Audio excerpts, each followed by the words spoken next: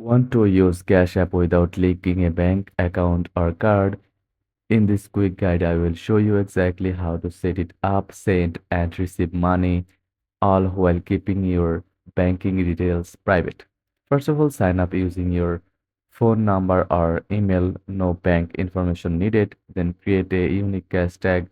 This will be your personal ID for all transactions. To send money, enter the amount, then type the recipient's cash tag, phone number or email and confirm the payment. To receive money, just share your cash tag, phone number or email.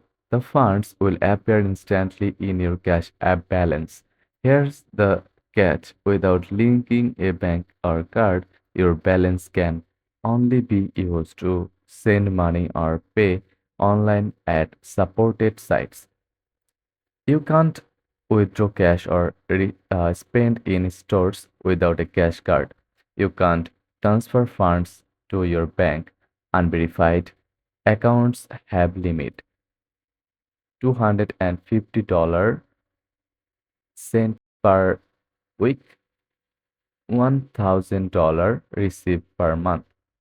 To increase limits and unlock more features, verify your identity with your full name, date of birth, and last four of your SSN.